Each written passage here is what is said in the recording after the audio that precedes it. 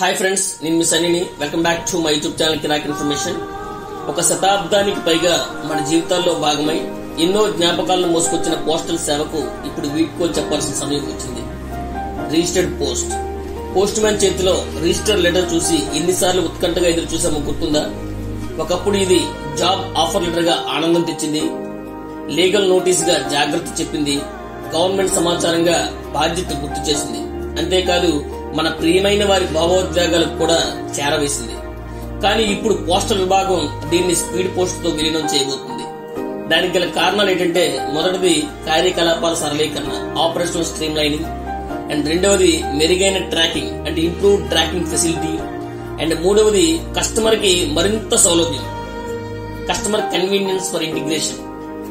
సాంకేతిక పరిణామం దిశగా ఇది ఒక మంచి నిర్ణయమే గాని పాత జ్ఞాపకాలను గుర్తు చేసుకుంటే మాత్రం మనసు కదలకుండా ఉండదు.